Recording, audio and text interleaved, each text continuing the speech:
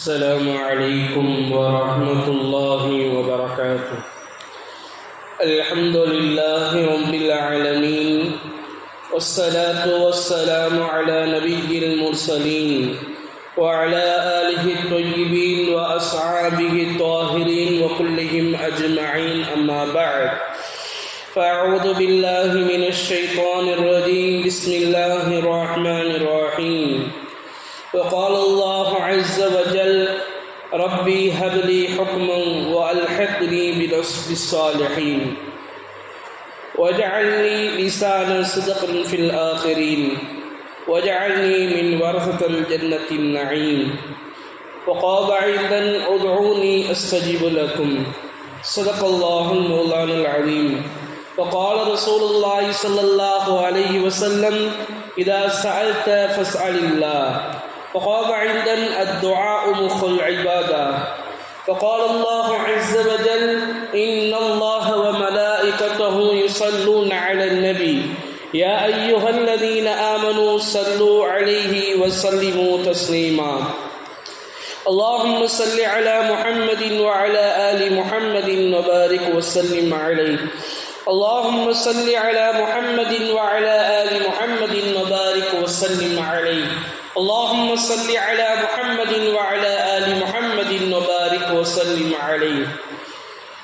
صدق الله المولانا العظيم وصدق رسوله النبي الكريم، ونحن على ذلك من الشاهدين والشاكرين، والحمد لله رب العالمين. அளவற்ற அருளாளனும் நிகரற்ற அன்புடையோனுமாகிய எல்லாம் வல்ல அல்லாஹ் ஜல்ல ஷானஹு தஆலாவுக்கே அனைத்து புகழும் உரித்தாகுக. அவரது சாந்தியும் சமாதானமும் சர்தார் ஆலம் ஸல்லல்லாஹு அலைஹி வஸல்லம் அவர்களின் மீதும், அவர்களை பின்பற்றி வழிவந்த உத்தம சத்திய சஹாபாக்கள், தாபிஈன்கள், தபஅ தாபிஈன்கள், வலிமார்கள், ஷுஹதாக்கள், நாதாக்கள், நல்லவர்கள், குறிப்பாக நம் அனைவர்களின் மீதும், இந்த உலகத்தில் உள்ள முஸ்லிமான ஆண் பெண் அனைவர்களின் மீதும் உண்டாவதாக. ஆமீன். கண்ணியத்திற்கும் மிகுந்த மரியாதைக்கும் உரித்தான் அல்லாஹுவின் நல்லடியார்களே, இஸ்லாமிய மாதத்தின் 12 மாதங்களில் புனிதமிகு துல்ஹஜ்ஜினுடைய மாதத்தை நாம் நினைவு கூறுகிற பொழுது, இந்த ஒரு மனிதரையும், இந்த ஒரு மாமனிதரையும் நாம் நினைவு கூறுவது இருக்கிறதே, அது அவசியமாக இருக்கிறது. அந்த மனிதர் தொட்டு அந்த மாதத்தை நம்மால் கடந்து செல்ல முடியாது. அந்த அளவிற்கு அந்த மனிதர்களுடைய வாழ்க்கை இருக்கிறதே, அது குர்ஆனிலும் பேசுகிறது. நம்முடைய ஒவ்வொரு இஸ்லாமியர்களுடைய வாழ்க்கையிலும் அது புகுந்திருக்கிறது.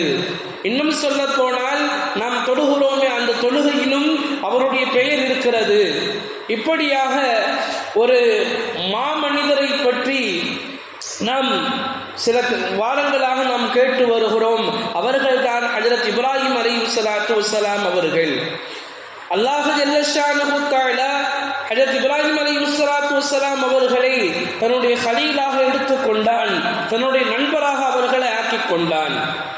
அந்த இப்ராஹிம் அலைஹிஸ்ஸலாத்து வஸ்ஸலாம் அவர்கள் மிகப்பெரிய ஒரு உன்னதமான உயர்தரமான குணங்கள் கொண்டவர்களாக இருந்தார்கள். ஒழுக்கங்களினுடைய தந்தையாக அவர்கள் இருந்தார்கள். ஒரு விசுவாசத்திற்கு ஒரு சிகரமாக அவர்கள் திகழ்ந்தார்கள் என்றுதான் நாம் சொல்ல வேண்டும். ஒரு விசுவாசி, ஒரு விரும்பி, ஒரு தன்னுடைய இறைவனை சந்தோஷப்படுத்துவதற்காக வேண்டி தன்னை மாய்த்து கொண்டவர் என்றெல்லாம் நாம் பல பெயர்கள் இடலாம்.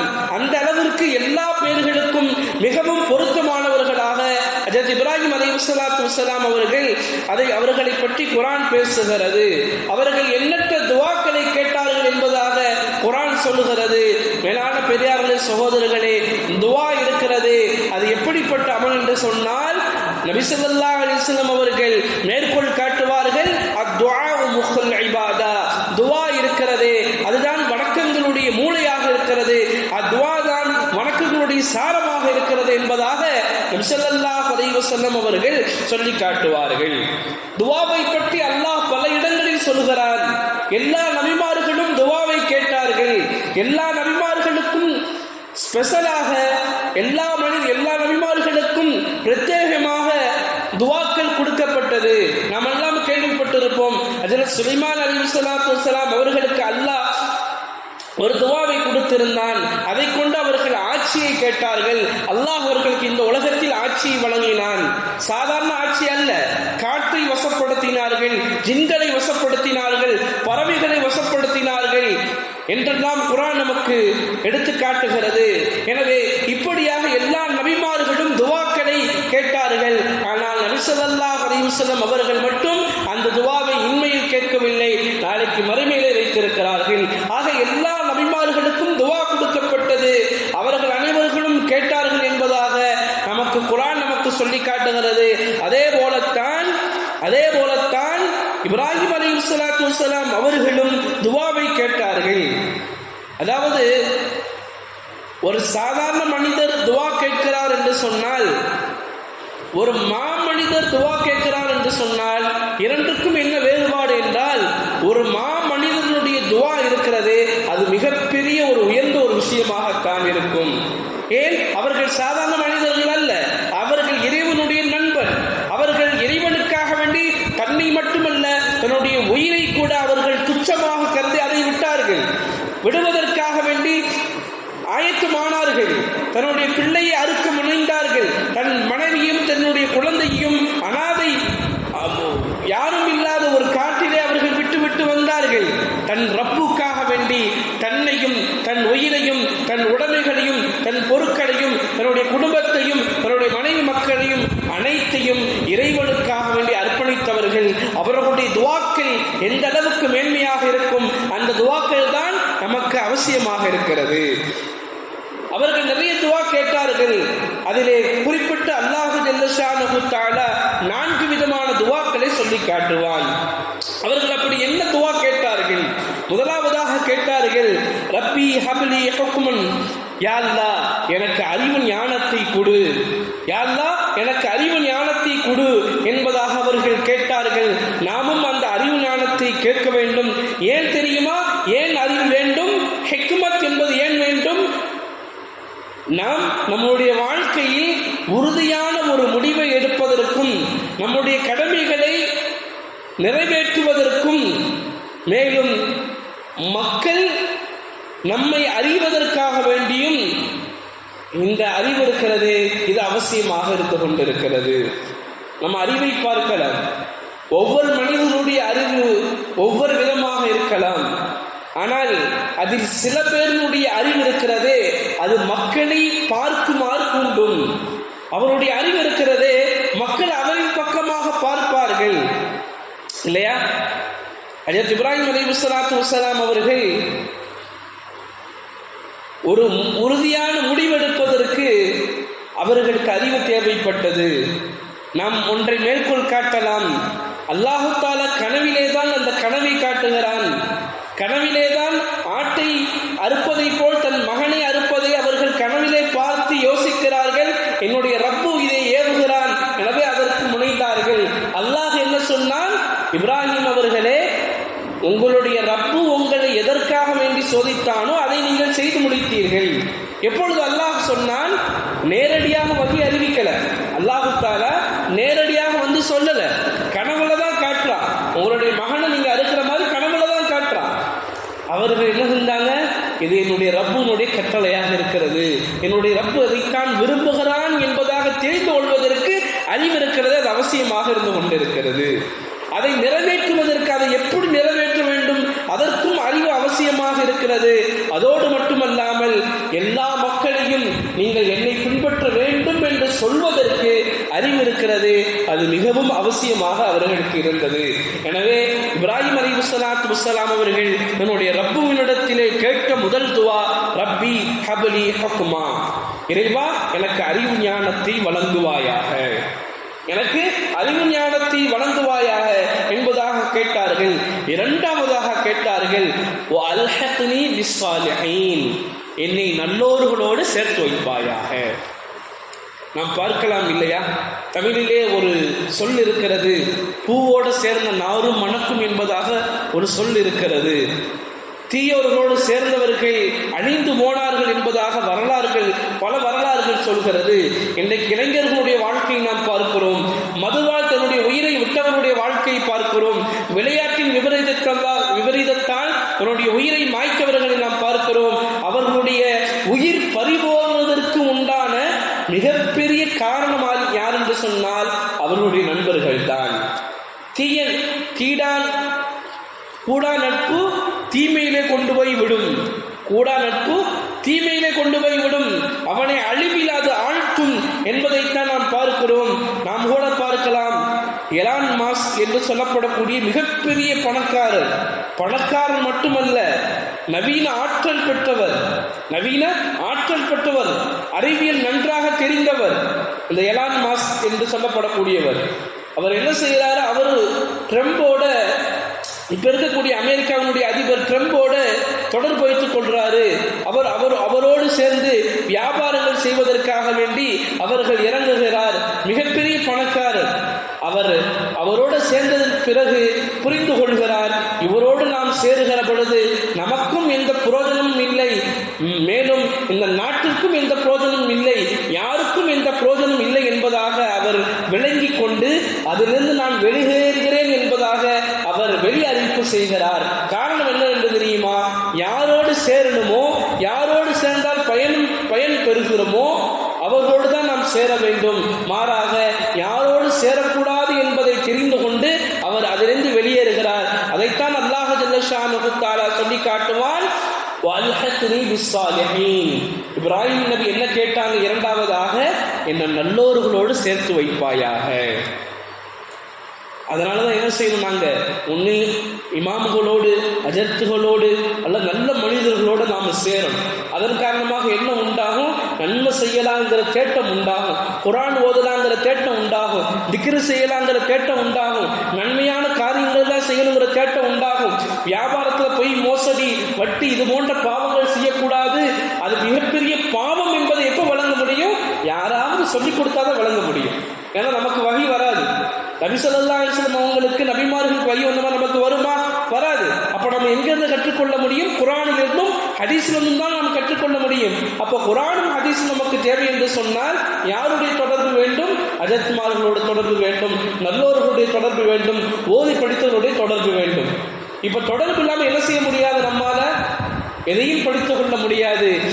அல்லாஹ் ஜல்ல ஷானஹு தஆலா குர்ஆனிலே ஒரு ஆயத்தை இப்படி சொல்லுவான், நாளைக்கு மறுமையிலே தீய நண்பர்களோடு தொடர்பு கொண்டு நட்புறவு கொண்டு அதன் காரணத்தினால் அழிவில் ஆக்கிக் கொண்ட அந்த மனிதன் நாளைக்கு மறுமை மஹ்ஷர் மைதானத்திலே வந்து இந்த வார்த்தையை சொல்வானாம், யா வைலத்தா, எனக்கு வந்த கைசேதமே, லைத்தனி லம் அத்தஹிது ஃபுலானன் கலீலன்.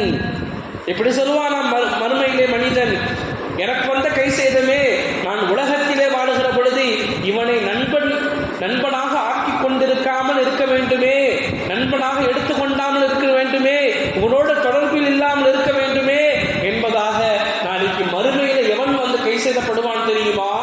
எந்த மனிதன் தன் நண்பனை தீயவனாக ஆக்கி கொண்டானோ, தீய நண்பனை தன்னுடைய நண்பனாக ஆக்கி கொண்டானோ அவன் வந்து நாளைக்கு மறுமை மஹ்ஷர் மைதானத்திலே புலம்புவான் என்பதாக அல்லாஹ் ஜல்ல ஷானஹு தஆலா குர்ஆனிலே சொல்லி காட்டுவான்.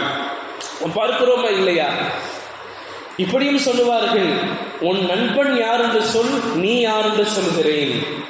உன் நண்பன் யார் என்று சொல், நீ யார் என்று சொல்கிறேன். நபி ஸல்லல்லாஹு அலைஹி வஸல்லம் அவர்கள் கூட சொல்லுவார்கள், நல்ல நண்பனுக்கும் தீய நண்பனுக்கும் உள்ள வித்தியாசம் என்னவென்றால், நல்ல நண்பன் அத்தர் கடையை போன்றவன். நல்ல நண்பன் அத்தர் கடையை போன்றவன். ஒரு மனிதன் அத்தர் கடைக்கு போறான், அவன் அத்தர் வாங்கல, ஆனா அத்தர் கடையை விட்டு வெளியே வருகிற பொழுது அவனுடைய உடம்புல என்ன வாடை அடிக்கும்? அந்த அத்தருடைய வாடை அடிக்கும். அவன் வாங்காவிட்டாலும் அந்த அத்தருடைய நறுமணம் இருக்கும் அதுல. ஆனால் தீய நண்பனுக்கு உள்ள உதாரணம் கொல்லப்பட்டையில் இருக்கக்கூடியவனை போல. அவன் அங்கே போய் வேலை செய்யாட்டாலும் அந்த கொல்லப்பட்டையில் இருக்கக்கூடிய தீ அந்த அணுக்கள் எல்லாம் அவனுடைய ஆடையை வந்து என்ன செஞ்சிடும்? பொசிக்கணும். அவன் அதில் வேலை செய்யாவிட்டாலும் கூட அந்த அணு இருக்கிறது, தீ அணு இருக்கிறது, அது அவனுடைய ஆடையை கரித்துவிடும் என்பதை நாம் பார்க்கிறோம். எனவே நபி ஸல்லல்லாஹு அலைஹி வஸல்லம் அவர்கள் சொன்னார்கள், நல்ல நண்பனை நீ எடுத்துக்கொண்டால் உன்னுடைய வாழ்க்கை நறுமணமாகும், தீய நண்பனை நீ எடுத்துக்கொண்டால் உன்னுடைய ஆடை மட்டும் தீந்து போகாது, உன்னுடைய ஆடை மட்டும் எரிந்து போகாது, உன்னுடைய வாழ்க்கையும் எரிந்து போகும் என்பதாக நபி ஸல்லல்லாஹு அலைஹி வஸல்லம் அவர்கள் இந்த ஹதீஸை, இந்த விஷயத்தை நமக்கு மேற்கொண்டு காட்டுகிறார்கள். எனவே நாம் அல்லாஹ்விடத்தில் கேட்க வேண்டும், யா அல்லாஹ் நல்லோர்களோடு எங்களை சேர்த்து வைப்பாயாக. மூன்றாவதாக துஆ கேட்டார்கள் இப்ராஹிம் அலைஹிஸ்ஸலாத்து வஸ்ஸலாம் அவர்கள், மக்களிடம் நல்ல பெயரை நான் எடுக்க வேண்டும் என்பதாக மூன்றாவதாக துஆ கேட்டார்கள். நம்ம இன்னைக்கு பேசுகிறோமா இல்லையா? அந்த மாமனிதரை பற்றி பேசுகிறோமா இல்லையா? அவருடைய தன்மை எப்படி இருந்தது? தன்னுடைய ரப்புவுக்காக வேண்டி எந்த நேரத்திலும் எதையும் அவர்கள் விட்டுக் கொடுக்கக்கூடியவர்களாக இருந்தார்கள் என்பதை நாம் இன்றைக்கு பேசுகிறோம், இன்றைக்கு அடையாளம் காட்டுகிறோம். எனவே நாம் அல்லாஹ்விடத்தில் கேட்க வேண்டும், வஜஅல்னி சிதகன் ஃபில் ஆகிரீன், பின்னாடி வரக்கூடியவங்க என்னை பற்றி பேசும்போது எப்படி பேசணும்? அந்த மனிதன் நல்ல மனிதருங்க. இன்னைக்கு நாம் அப்படி வாழுகிறோமா என்பதை நாம் சிந்தித்து பார்க்க வேண்டும்.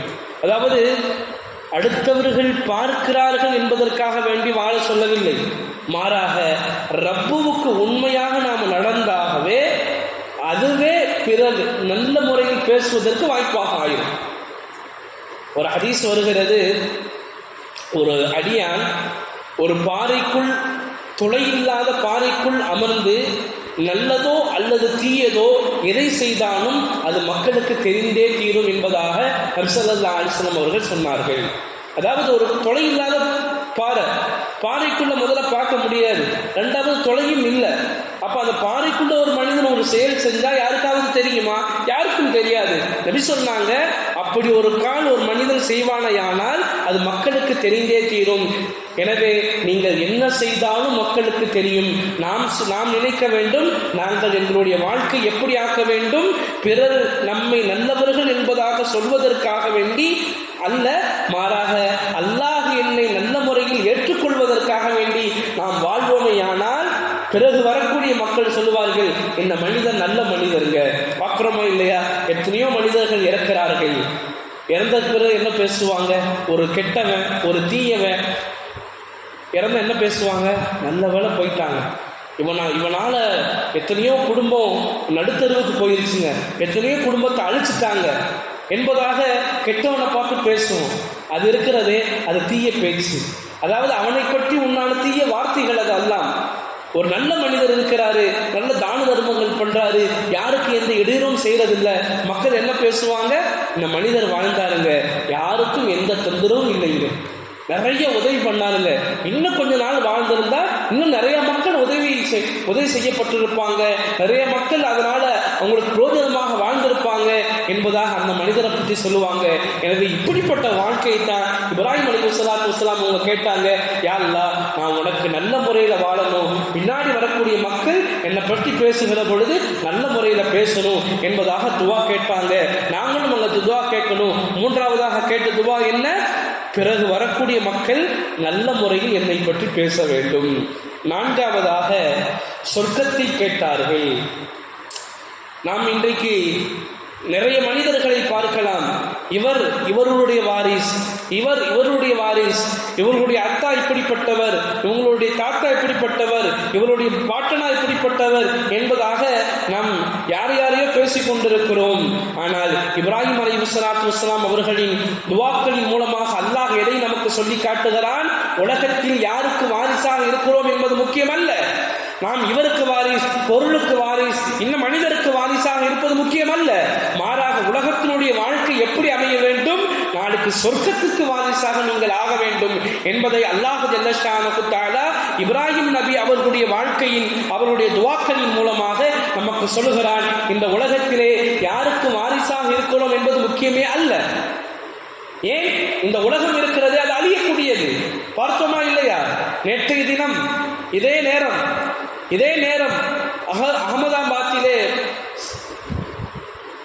ஃப்ளைட் வானத்தின் பக்கமாக ஏறி சுமார் 3 நிமிடம் தான் ஏறத்தாழ 242 பேரில் 241 பேர் இறந்து போயிட்டாங்க. அதுல சில பேர் சீரியஸ்ல இருக்கிறாங்க. ஒரே ஒரு மனிதர் மட்டும் அதுல தப்பிச்சிட்டார். ஒரே ஒரு மனிதர் மட்டும் அல்லாஹு தஆலா அவருக்கு ஹயாத்தை கொடுத்திருக்கிறார். அது அல்லாஹ்வுடைய மிகப்பெரிய உதவிதான். காரணம் என்னவென்று சொன்னால், விமானத்தினுடைய விபத்து இருக்கிறது மிகப்பெரிய, விழுந்தால் அவர் உழைக்க வாய்ப்பே இல்லை என்கிற ஒரு சூழல் தான் அது. அல்லாஹ் ஜல்ல ஷானஹு தஆலா இந்த உலகத்தை எப்படி நாம் பார்க்கலாம். சில தினங்களுக்கு முன்பதாக கம்பத்தில் அத்தாவும் மகனும் மௌத்து, அத்தாவும் மகனும் ஒரே நாளில் மௌத்து. அத்தா மத்தியானம் மௌத்து, பையன் இரவு மௌத்து. நமக்கு தெரியும். இப்போ இந்த உலகத்தினுடைய வாழ்க்கை எவ்வளோ காலத்து வாழ்க்கை. இந்த உலகத்தில் நாம் யாருக்காக வேண்டி நாம் ஓடுகிறோம், எதற்காக வேண்டி ஓடுகிறோம்? நாம் எல்லோரும் கபரை நோக்கி ஓடக்கூடியவர்களாக இருக்க வேண்டும், மஹ்ஷரை நோக்கி ஓடக்கூடியவர்களாக இருக்க வேண்டும். நபி ஸல்லல்லாஹு அலைஹி வஸல்லம் அவர்கள் சொல்லுவார்கள், உமர் ரலியல்லாஹு தஆலா இடத்திலே, உமரே, இந்த உலகத்தினுடைய வாழ்க்கை அல்ல, மாறாக மறு உலகத்தினுடைய வாழ்க்கை தான் வாழ்க்கை. இந்த உலகத்தினுடைய வாழ்க்கை சில மணி நேரங்களில் முடியக்கூடியது. காலையில் மௌத்தா போனால் இரவு ஒரு இருப்பாரான்னு நமக்கு தெரியாது. காலையில் சுபுகுல மௌத்துன்னு அறிவிப்பு வரும், லுஹர்ல அடக்கம் பண்ணிடுவாங்க, அடுத்த நாள் அவர் இருக்கவே மாட்டார். இதுதான் மனிதனுடைய வாழ்க்கை. அங்கே பிளைட் விழுகிறது, எத்தனையோ மனிதர்கள் அங்கே இறந்து போகிறார்கள், கருகி போகிறார்கள், ஆனால் யாருன்னு அடையாளம் தெரியல. இதுதான் உலகத்தினுடைய வாழ்க்கை. இந்த உலகத்தை விட்டு எல்லாம் செல்ல வேண்டிய ஒரு நேரம் இருக்கிறது. எனவே நாம் இந்த உலகத்தினுடைய வாழ்க்கையை எதற்காக வேண்டி நாங்கள் கொடுக்க வேண்டும்? நாங்கள் சொர்க்கத்தினுடைய வாரிசுக்காக வேண்டி கொடுக்கணும். அதைதான் இப்ராஹிம் அலைஹிஸ்ஸலாத்து வஸ்ஸலாம் அவர்களும் அல்லாஹ்விடத்தில் அதைத்தான் கேட்டார்கள், யா அல்லாஹ், சொர்க்கத்திற்கு வாரிசாக என்னை ஆக்குவாயாக. அல்லாஹ் தஆலா அப்படிப்பட்ட பாக்கியத்தை நம் அனைவரும் தந்தர் புரிவானாக. அல்லாஹ்விடத்தில் துவா இருக்கிறது. அல்லாஹ் துவா கேட்கறது பிரியப்படுறான். எல்லா நேரங்களும் துவா கேட்கணும். நம்மளுடைய ஷரியத்தினுடைய வாழ்க்கையை பார்க்கிற பொழுது ஒரு மனிதனுடைய வாழ்க்கையில் 24 மணி நேரம் துவாக்களோடு இணைந்திருக்கிறது. நீங்கள் பார்த்தால் புரியும். காலையில் ஒரு மனிதன் எழுகிறான், என்ன சொல்லி எழுகிறான்? அல்ஹம்துலில்லாஹி அல்லதி அஹ்யானா பஅதமா அமாத்தனா வ இலைஹி நுஷூர். என்ன சொல்லி எழுகிறான்? யா அல்லாஹ், நான் மௌத்தா போனேன், மீண்டும் உயிர் கொடுத்த உனக்கே எல்லா புகழும். அதுக்கடுத்து அவன் பாத்ரூமுக்குள்ள போறான், யா அல்லாஹ், ஷைத்தானை விட்டு என்னை பாதுகாப்பாயா. அது துவா.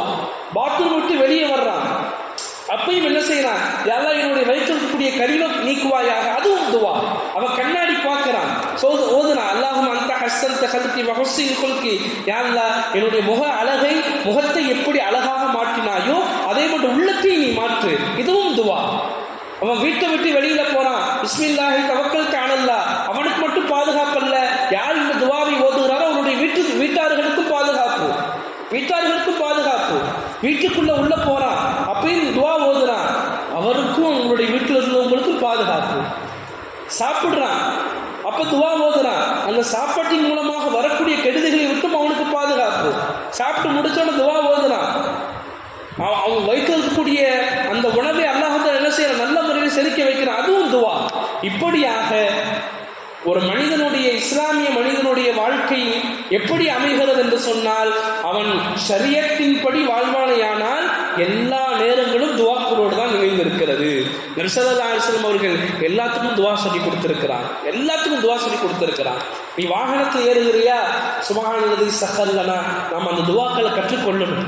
இன்றைக்கு வாகன விபத்துகள் அதிகமாக இருந்து கொண்டிருக்கிறது. அல்லாஹ் காப்பாற்றணும். இந்த ஃப்ளைட்டில் இறந்தவங்க அல்லாஹ் தஆலா அவங்களுடைய குடும்பத்துக்கு நல்ல ஆறுதலை கொடுக்கணும். எத்தனையோ மனிதர்கள் என்னென்ன கனவுகளோடு சென்றிருப்பாங்க, எதிர்பாராத விதமாக என்ன செஞ்சிருது, இப்படி நடந்துருது. நபி ஸல்லல்லாஹு அலைஹி வஸல்லம் சொன்னாங்க, ஏறத்தாழ நபி ஸல்லல்லாஹு அலைஹி வஸல்லம் அவர்கள் 7 விதமான மௌத்தை விட்டும் பாதுகாப்பு தேடினார்கள். நாம துவாக்கல்ல இதையும் சேர்த்து கொள்ளணும். 7 விதமான மௌத்துகளை விட்டும் நபி ஸல்லல்லாஹு அலைஹி வஸல்லம் அவர்கள் பாதுகாப்பு கேட்டார்கள். 1, திடீர் மரணத்தை விட்டும் நபி ஸல்லல்லாஹு அலைஹி வஸல்லம் அவர்கள் பாதுகாப்பு கேட்டார்கள். இப்போ ஃப்ளைட்டில் ஏறினாங்க, எல்லாரும் எப்படிப்பட்ட சிந்தனையில் போயிருப்பாங்க? ஒருத்தவங்க சுற்றுலாவுக்கு போயிருப்பாங்க, ஒருத்தவங்க கல்யாணத்துக்கு போயிருப்பாங்க, ஒருத்தவங்க தன்னுடைய நாட்டுக்கு திரும்பி வீட்டுக்கு போயிருப்பாங்க, தன்னுடைய தாய் தந்தையை பார்க்கறதுக்காக வேண்டி போயிருப்பாங்க, சில பேர் படிப்புக்காக வேண்டி போயிருப்பாங்க. அதோடு மட்டுமல்லாமல் அந்த ஃப்ளைட்டு விழுந்த இடம் மருத்துவமனையினுடைய அந்த ஹாஸ்டல், மாணவர்கள் சாப்பிட்டு கொண்டிருந்தாங்க. அந்த நேரத்தில் அவங்களுடைய அந்த கட்டிடத்திலேயே விழுந்துருச்சு. அதுலேயும் சில மாணவர்கள் இறந்து போயிட்டாங்க. அப்போ அல்லாஹ்விடத்துல நாங்க என்ன துவா கேட்கணும்? யா அல்லாஹ், திடீர் மரணத்தை விட்டும் எங்களை பாதுகாப்பாயாக. ஏன் திடீர் மரணம்? மேலான பெரியார்களே, சகோதரர்களே, திடீர் மரணம் ஏற்பட்டது என்று சொன்னால் நம்மால் தௌபா செய்ய முடியாது. எனவே அல்லாஹ்விடத்தில் திடீர் மௌத்தை விட்டும் பாதுகாப்பு கேட்க வேண்டும். இரண்டாவதாக நபி ஸல்லல்லாஹு அலைஹி வஸல்லம் சொன்னார்கள், பாம்பு கடியை விட்டும் நீங்கள் பாதுகாப்பு தேடுங்கள். மூன்றாவதாக காட்டு மிருகங்களால் ஏற்படக்கூடிய மௌத்தை விட்டும் நீங்கள் பாதுகாப்பு தேடுங்கள். நான்காவதாக சொன்னார்கள் எரிதல், அதாவது இந்த ஃப்ளைட்டு வெடிச்சு எரிச்சு போச்சு இல்லையா, யாருமே தெரியல பார்த்தீங்களா, இப்போ அப்படிப்பட்ட அந்த எரிதலுடைய மௌத்தை விட்டும் எங்களை பாதுகாப்பாயாக என்பதாக கேட்டார்கள். ஐந்தாவதாக நீரில் மூழ்கி இறப்பதை விட்டும் பாதுகாப்பாயாக என்பதாக கேட்டார்கள். ஆறாவதாக ஏதாவது ஒன்றின் மீது விழுந்து மூத்தா போவதை விட்டும் அல்லது வேறு ஏதாவது நம் மீது விழுந்து மூத்தா போவதை விட்டும் நீ பாதுகாப்பாயாக என்பதாக கேட்டார்கள்.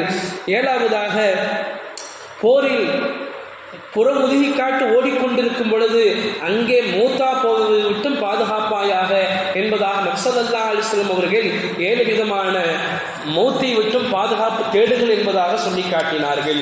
இதிலே இன்னொரு ஹதீஸும் நாம் பார்க்க வேண்டும். 2 விதமான விஷயங்கள் பார்க்க வேண்டும். எந்த மனிதர் இறந்து மூத்தா போறாரோ, அதாவது தானாக தற்கொலை செஞ்சு கொள்ளாம இறந்து மூத்தா போறாரோ அவர் ஷஹீதுடைய அந்தஸ்து என்பதாக நபி ஸல்லல்லாஹு அலைஹி வஸல்லம் சொன்னார். 10 மரணங்களை கொண்டு மௌத்தா போறவங்களுக்கு ஷஹீதனுடைய அந்தஸ்து. அதுல ஒன்று எரிஞ்சு மௌத்தா போறது, இரண்டாவது தண்ணீர்களில் மூழ்கி மௌத்தா போறது, மூன்றாவது ஏதாவது இரும்பு ஏதாவது கட்டிடம் விழுந்து இடிபாடுக்குள்ள மௌத்தா போறது. இன்னும் 7 விஷயங்கள் இருக்கிறது. இது குறிப்பிட்டு நபி ஸல்லல்லாஹு அலைஹி வஸல்லம் சொன்னாங்க, இந்த மாதிரி மூத்தா போனா அவங்களுக்கு ஷஹீதனுடைய அந்தஸ்து கிடைக்கிறது என்பதாக சொன்னார்கள். மேலும் இன்னொரு விஷயத்தையும் நாம் கவனத்தில் கொள்ள வேண்டும். காலையில் நாம் பிஸ்மில்லாஹில்லதி லா யதுர்ரு மஅஸ்மிஹி ஷைஉன் ஃபில் அர்தி வலா ஃபிஸ் ஸமாஇ வஹுவஸ் ஸமீஉல் அலீம். பிஸ்மில்லாஹில்லதி லா யதுர்ரு மஅஸ்மிஹி ஷைஉன் ஃபில் அர்தி வலா ஃபிஸ் ஸமாஇ வஹுவஸ் ஸமீஉல் அலீம்.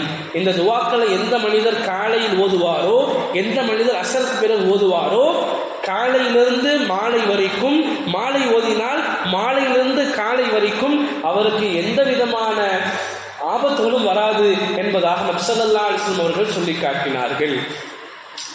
ஒரு பெரியார் என்ன செஞ்சாங்கன்னு சொன்னா, தினைக்கும் காலையில ஓதுவாங்க. ஒரு நாள் அவங்களுக்கு விபத்து ஏற்பட்டுருச்சு. அவங்கள்ட்ட கேட்டாங்க, நீங்க தான் வளமையெல்லாம் ஓதக்கூடியவங்களே, உங்களுக்கு எப்படி விபத்து வந்துச்சு என்பதாக கேட்கும் பொழுது அவங்க சொன்ன வார்த்தை, நான் என்னைக்கும் என்ன செய்வேன், இந்த துவாவை ஓதுவேன், நான் இன்னைக்கு ஓதுறதை மறந்துட்டேன், அதன் காரணமாக எனக்கு இந்த ஆபத்துகள் ஏற்பட்டுருச்சு என்பதாக அந்த இமாம் அவர்கள் சொல்லி காட்டுவாங்க. எனவே நாம் இதை கருத்தில் கொள்ள வேண்டும், நாமும் ஓத வேண்டும், நம்முடைய குடும்பத்தார்களையும் பாதுகாக்க வேண்டும், சொல்லிக் கொடுக்க வேண்டும். அல்லாஹு ஜல்ல ஷானஹு தஆலா நபி ஸல்லல்லாஹு அலைஹி வஸல்லம் அவர்கள் சொன்ன இந்த எல்லா விதமான விபத்து மௌத்தை விட்டும் நம்மையும் நம்முடைய குடும்பத்தார்களையும் அல்லாஹு தஆலா பாதுகாப்பானாக. ஆமீன். வாஹிரு தவான் அல்ஹம்துலில்லாஹி ரப்பில் ஆலமீன்.